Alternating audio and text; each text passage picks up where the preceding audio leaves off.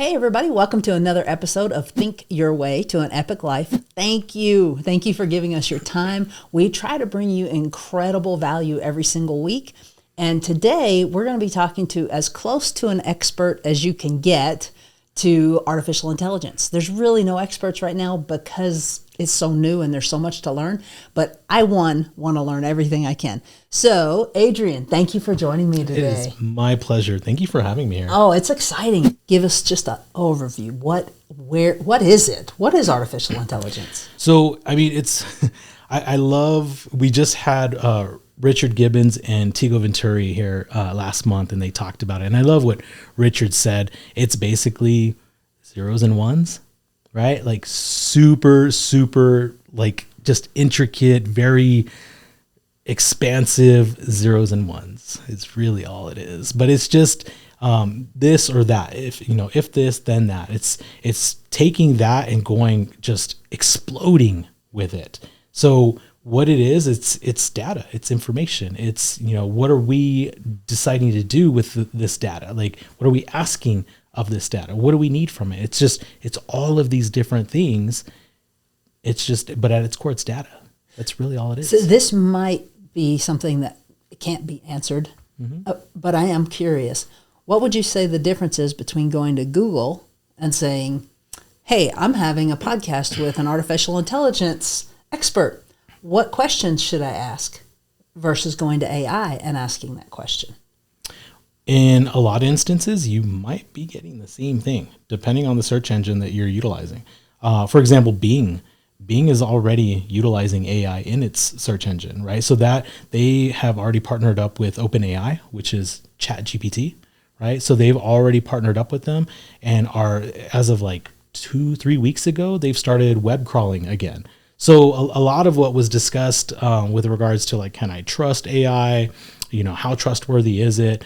As of maybe 3-4 weeks ago, we were looking at ChatGPT, everything that was coming out of there, all the data was from late 2021, right? So you cannot ask it to, hey, give me current local housing market stats, right? You can't do that because it's going to give you 2021 stats. It's only updated till 2021. Yep. Do you know if they have plans to bring it up to 2023? They're already doing that. So that's where I'm saying that like Bing has partnered up with them. And so now all the searches that are happening within Bing you're basically dropping it right into ChatGPT, and that's what's bringing up your responses. So they're already starting to web crawl. So all of that stuff is developing. So what web crawl? Can you define that?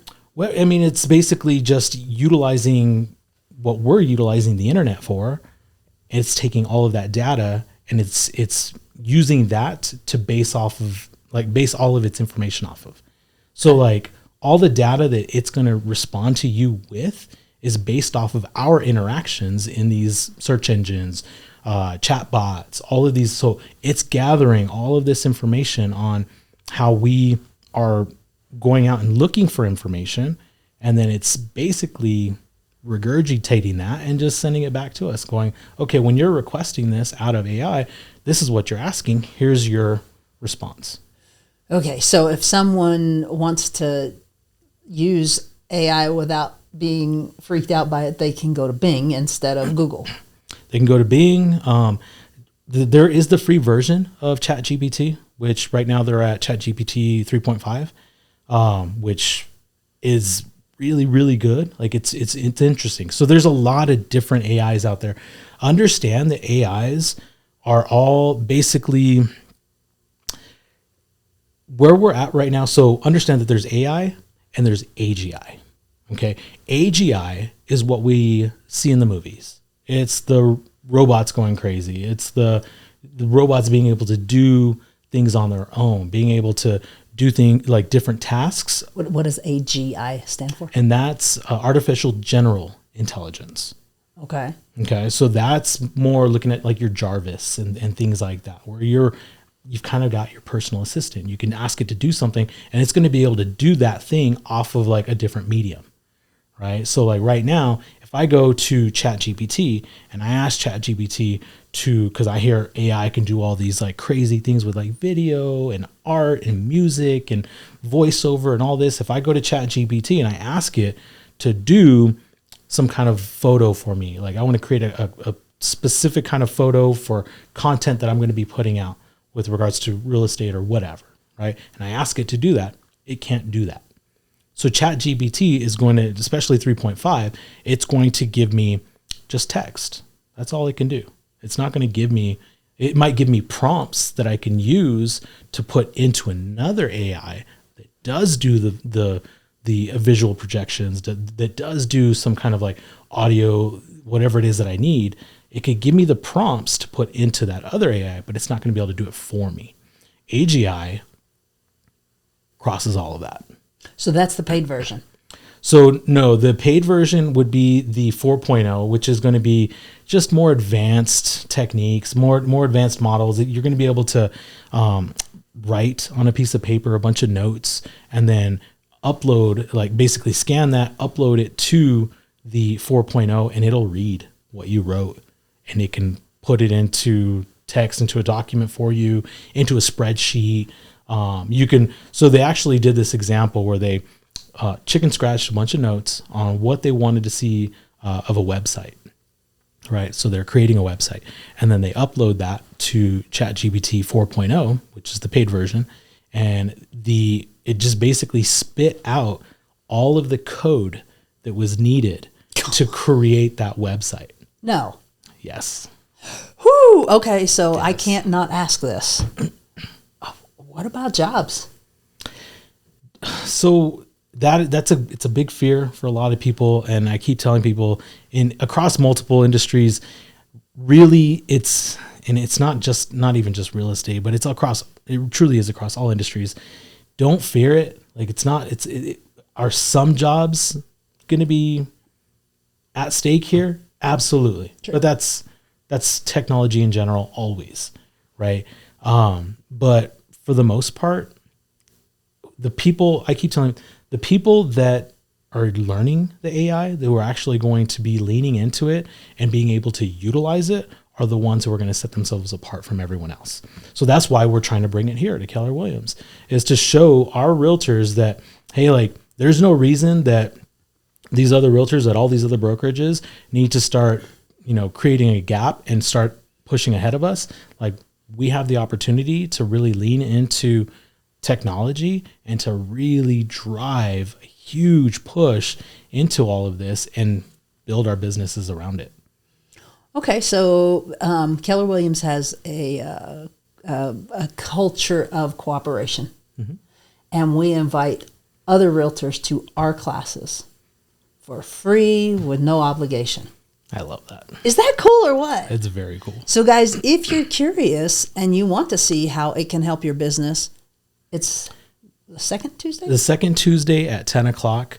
And it's in our training room. And 6703 Academy Road Northeast. And if you can't make it, I do host it on Zoom as well. So just shoot me a text message, shoot me an email or whatever, and just let me know that you want the Zoom link, and I'll shoot you the Zoom link. Like I've got no problem with that. I've invited brokers from other offices as well, and they love it because, I mean, to be honest, like they're not doing this at other offices. I've attended some of those classes, some of those AI classes that they have offered at like the title companies and some of the other offices, and it's comparable to that first session that we did.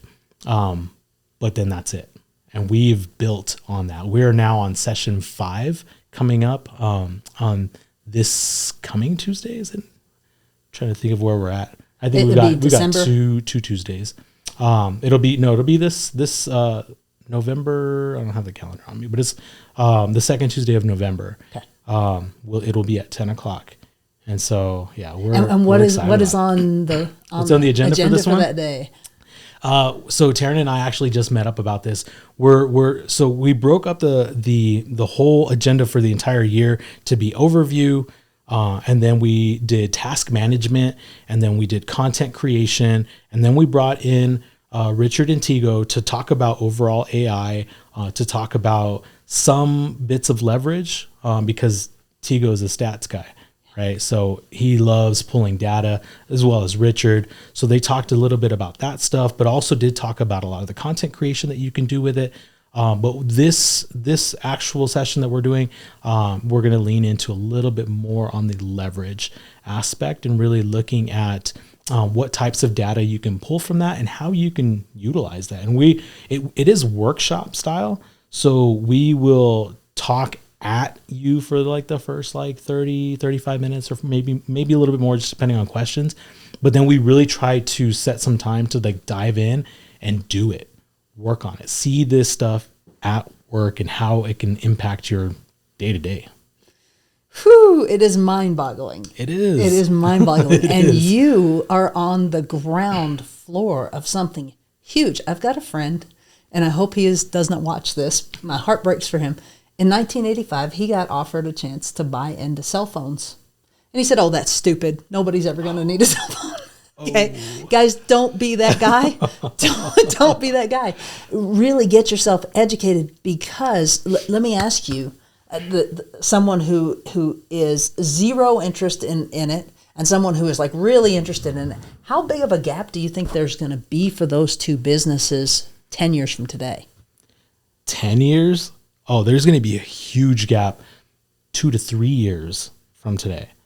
10 years, the people who have no interest are no longer going to be in business. That's a fact.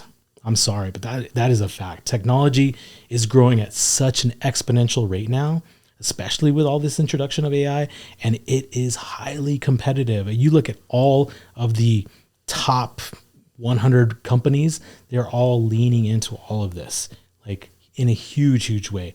I mean, you've got Tesla and Google and Amazon and all of them partnering up with other entities to try to have the biggest and best of whatever portion of AI it is that they're specifically focusing on. It's crazy. I mean, Elon Musk is pouring tons of money into just developing supercomputers to compete. I mean, we're competing with China as well. Like, they've had some recent developments that have been insane. So it's crazy. 10 years from now, they're out of business. So 2 years from now, they're darn near bankrupt.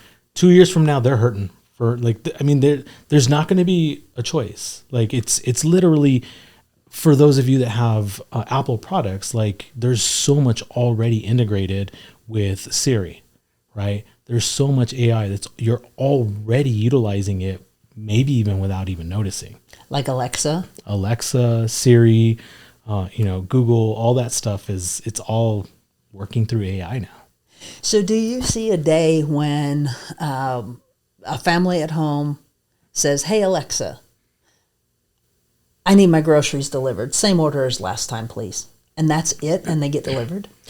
So that is in the 2 to 3 year projection. Yeah. So there are companies right now there was a company, and the name of them eludes me right now, but they received a 1.4 billion with a B, billion contract, basically to start working towards having the first completely just AI assistant. Wow. Yeah. Like, so that is being worked on as we speak. So like where we were talking about AGI, that is absolutely starting to come to fruition. Whew. Oh my gosh. It's exciting. And it's probably a little scary. Yeah. Yeah, absolutely. I did hear that basically it's the people who are using the platform who are training the platform. So Correct. If you have evil people putting their things in there. Correct. So what are the guardrails for that, or are there any? They're being developed. So they are absolutely, the government is of course watching all of this. Biden just put out just a few days ago some policies, restrictions with regards to AI and its development, because it's already been discovered that ChatGPT is, where we go and we train our AI. There's already been a black market ChatGPT that's been discovered. And already there's been this was weeks ago when I heard about it, and they had already found that there was like 12 to 1,300 transactions that had transpired on there. So that's saying that there are criminals doing criminal things and transacting money to ensure that these things can happen. So like it's already happening. So there are companies like OpenAI who are putting a certain portion of their revenues towards developing safeguards specifically. When you start to talk about AGI and its potential, it's huge. So of course there has to be safeguards put in place. Otherwise, we're all done, right? And those people who are doing all of this development are the first ones to be seeing that potential, right? So they are absolutely starting to put a lot towards that, which is good, and maybe we can all hopefully trust that that's actually what's happening. But yeah, there are some safeguards that are being put into place, and of course, there's tons of lawsuits now that are coming out because of AI, and where it's pulling its data from, and all of these different things that are going to, of course, based off of how those lawsuits are determined, more laws and more policies and whatnot are going to be put into place because of that. Well, sure, that will set a precedent. I guess I'm not criminally minded. What could they be doing? I'm not criminally minded either. What would you get sued for? I mean, you look at what white collar crimes are happening now with regards to finances. Okay. And those types of things, right? People with not a lot of money, a lot of times have not a lot of protection on their money. And so they're easy pickings. I mean, that's, if you think about it, that's, I guess I just kind of did go criminally minded, but that's the route that they could go. And we're seeing an uptick in the realtors right now. We're seeing an uptick in scams, right? And fraud, all these different types of things happening. Like, that's kind of where my mind goes with all that. Is AI helping with all of that stuff? It likely is. Right. Okay. Woo-hoo-hoo. Okay. So what is one of your favorite things that you've discovered that you personally, whether it's on your job or your home or whatever, that you can do with AI that takes you from here to here? So my favorite thing, with where we're at right now with AI, because understand that where we are right now is the worst that AI is ever going to be again. I love that. Right. And Richard says this all the time. I stole it from him. It's not mine. I stole it from Richard. But it's the worst, right? Because we're only getting better and better. The AIs. So like some of the things that the AI creates right now, it's false data, it's faulty things. It's even taking things and mixing them and creating something that never was, and it's false, right? So now I mentioned earlier that China had made some headway with a new development, and that it was actually with regards to that.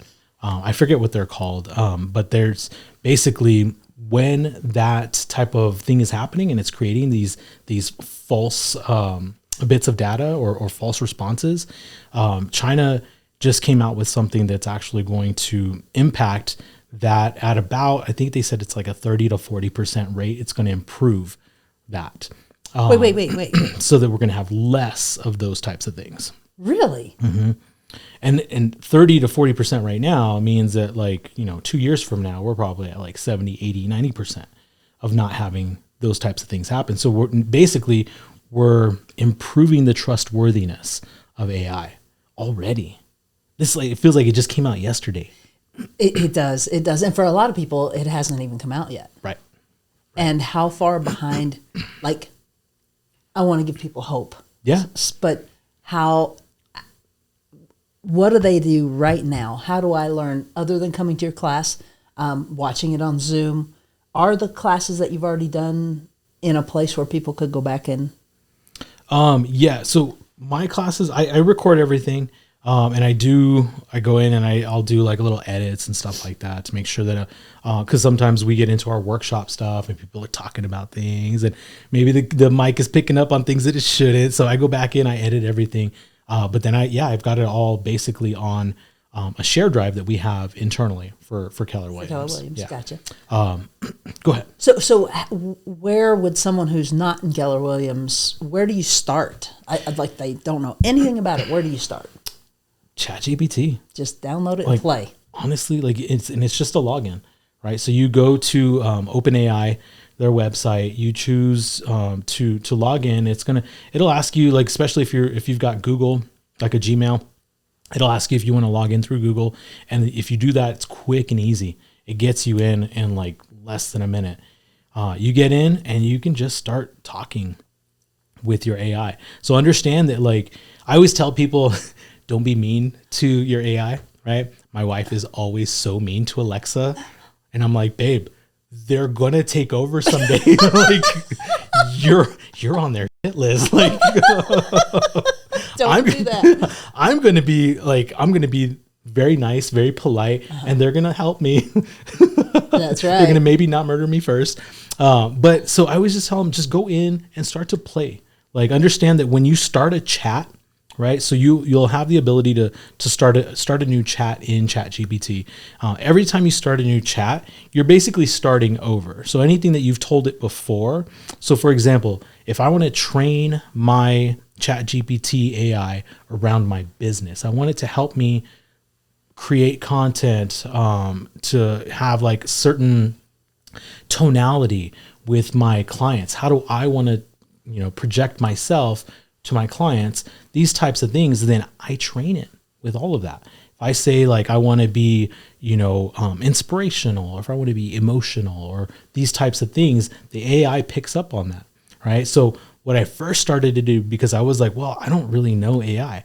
So what you can do is you can go into the AI and ask it questions like, what do you need from me in order to be able to do X, Y, and Z?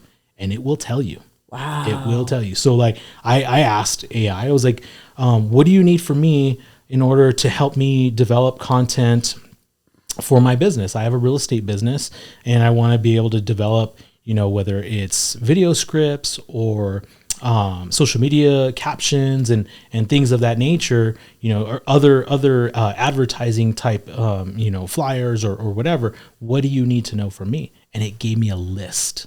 It was like, I'm glad you asked. This is the things that I need to know. I need to know who's your target audience. I need to know what's your tonality that you're looking to, project with.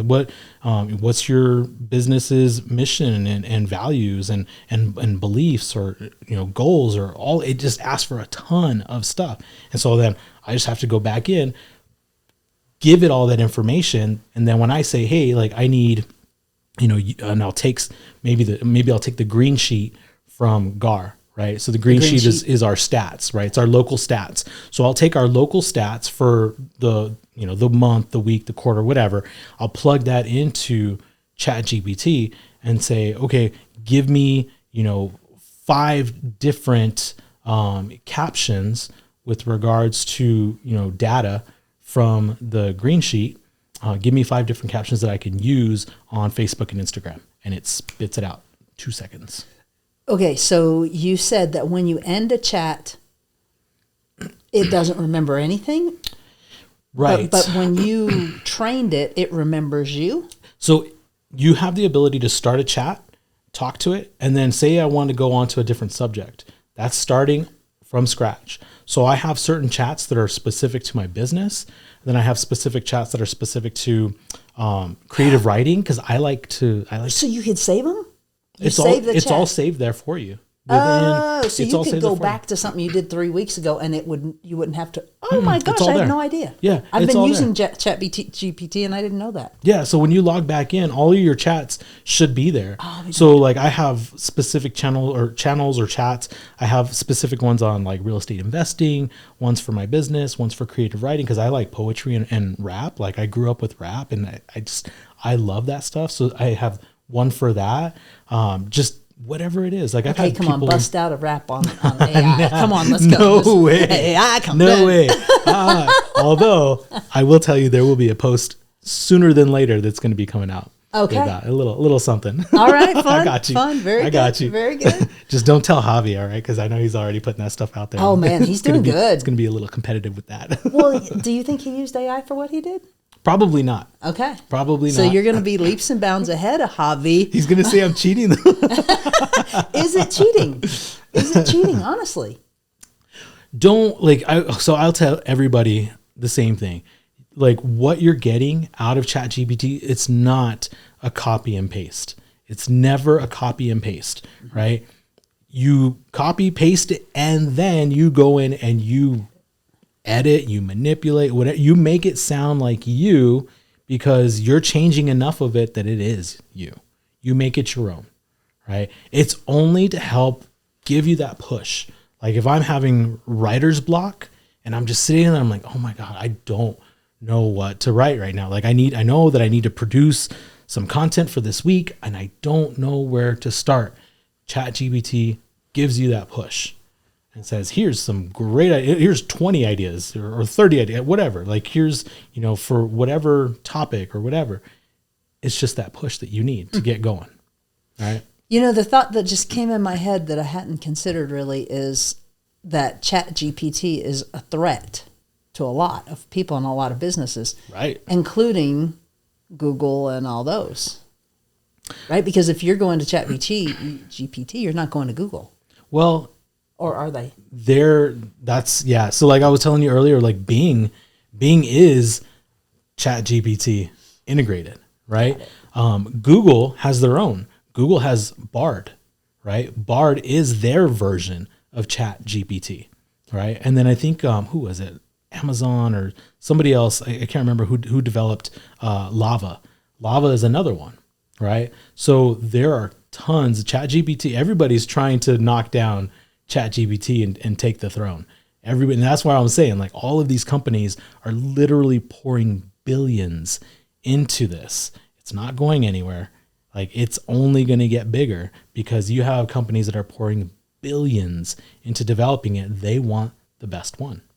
So yeah, it's going to be, Google's going to have Bard integrated eventually, right? Right now it's separate. The data that you're getting from Bard is fed from Google and their databases. So a lot of what we're going onto Google and searching for, including so Bard also does pull from YouTube, basically everything that Google owns, like they're able to pull from all that stuff, like including travel. When you think about what would you need travel data for? Well, that's like huge. If you're trying to, plan a trip and you're asking Bard to give you suggestions on, places to go, things to do, whatever, like it can spit that out for you. It can give you a whole agenda and everything and know what maybe commutes and things like that are going to, how busy things are going to be at certain times of the year or whatever.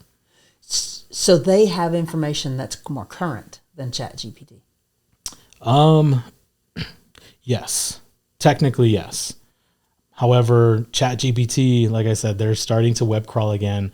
So did you ever explain that really? Web crawl? So web crawl is just maybe not. Web crawling is just basically they have kind of like bots that go into the internet and are basically crawling, pulling data from how, like, whatever it is that we're looking at, searching for, interacting with, engaging with, like all of these different things. It's basically going and pulling all of that data and putting it into their database. Oh, okay. Wow. This is so fascinating. And I'm so glad that I'm friends with you because I need to be. This is, guys, you need to understand this and have some kind of a clue. So we are in the real estate industry. Mm-hmm. What would be something that has surprised you that ChatGPT can help with? Has surprised me? Well, I don't know if I would say that ChatGPT. Okay, well, actually, one thing that did surprise me was if you are utilizing like the paid version, like the 4.0, how like how specific even just like simple things like property descriptions or captions on within social media. It'll even add emojis, which I mean, now in communicating, I feel like it's very much a part of communication now. Like you're including emojis, like it's just expected. And ChatGPT does that, realizes it, and does it. That to me was the paid version. Yeah, the paid version, the 4.0 does it. I don't know if the free version does it. I haven't seen it. If it does, I haven't seen it. But yeah, that was just surprising. It's a little thing, but it was like it makes an impact, right? When you're trying to be noticed, right, in social media amongst all the other whatever is in your timeline, right? You're trying to be noticed. Like those little things matter. It's so real. And you mentioned Tigo Venturi, and Tigo and Tracy were getting off of a plane. I believe it was in Phoenix 3 or 4 weeks ago. And they put this on social media, and they got in the back of a car and there was no driver. And they filmed it, and they're sitting in the back of the car and they're pulling out into traffic. Oh my gosh. And my heart was stopped, like, oh! And Tigo said something that I will never forget. And I think about while I'm behind the wheel all the time, because it showed you, he had the picture of what you were seeing in the car. They were sitting in the back and they had the camera on, and it said, there's a dog there, there's a human there, there's a motorcycle there, there's a bus there. He said, this thing sees more than I do when I'm driving. Yeah. And it was like, whoa, that is so true. And so now I'm driving and I'm trying to really pay attention, because we're on autopilot. How did I end up here at work? Gosh, I just, Yeah. And so maybe it's scary, but maybe it's safer. Yeah, well, and that's a great point. I'm glad that you brought that up, because so last week I was in Dallas for a regional meeting. We met with a representative, David Voorhees from KWRI, and he talked to us. Really, the whole regional meeting was like 95% tech. Like that's basically what he covered, was tech. And he talked about Keller Williams and what we are. It's down the line, but the direction that we're going in with regards to utilizing AI, utilizing chat bots or these chat assistants. And you bring up a great point with that. The AI sees more than we do. And so the reason I bring this up is that David talked about utilizing a chatbot, right? So chatbot, reaches out and is basically cold texting your database and saying, hey, Susan, just wanted to reach out. I'm Adrian's assistant, Kelly, and I just wanted to see if you're looking to buy or sell or you need our assistance in any way anytime soon. Susan responds to Kelly, right? And Susan says, I'm glad you reached out, Kelly. I'm going through a divorce right now. And so we need to sell the house as soon as possible. I am looking to buy a house. I'm going to be moving back closer to family. And I need to find a place that supports my disability. The response from the chatbot, this is just the AI. And so he showed us this response, was more empathetic, was more just on point with addressing specifically Susan's needs than I think most realtors would have responded. Woo! Wow, there goes my edge. They're not going to completely replace it, but that was a great example. Like there's so many realtors that I talk to often, and I feel like there's just so much going on there, and they're so stressed with, running their own business and everything, that a lot of times emotion and empathy kind of gets put on the back burner. And this chatbot took care of that for the guy. Like it was based on an actual conversation with an actual client. So it's not something that they're ready to release yet. But we're not far. We're not far from, he said it was like maybe next year. Yeah. So guys, it is here. It's upon us. you need to learn it. And I think one of the best things I've taken away from everything you've talked about today is going back to the basics. We have to be polite. Yes. We have to be nice. We have to be kind. And when I am talking to my Chat GPT, I am saying please and thank you. Truly, I do. Yeah. It matters. And then my can we redo that? My Chat GPT will hopefully respond the way I would. Mm-hmm. Absolutely. Because you're coaching it, right? You're coaching it. It's learning off of you. So 100%. I always tell my wife, I'm like, stop being mean to Alexa. She's doing her best. or to the GPS. You know, I mean, I started in real estate before there was a GPS, and boy, I'm so grateful for it. If it messes up every now and then, it's like, it's okay. I got grace for you. It's all good. Adrian, thank you so much. Any parting words or advice for anybody who's like, maybe I should check this out? Definitely attend our class. Like, I hope that we can inspire you. And we've really inspired a group of realtors that were I'm not a tech person. Like, this stuff is so difficult for me. And we've really kind of transformed a lot of that. Mm-hmm. So be open-minded to it. Come to some classes, just kind of check things out. The whole purpose of AI, understand this, the whole purpose of AI is to make life easier. That's the purpose. So if you can't even engage with the AI, then you're going to be missing out. And it's eventually where it's at right now. I get it. It could be maybe a little cumbersome, maybe even like, I don't know, a little scary. But again, it's only going to get better. It's only going to get more engaging. It's only going to make life that much easier and simpler for everybody. That's the whole point. Sounds good to me. Thank you. Yeah, thank you, guys. Thank you.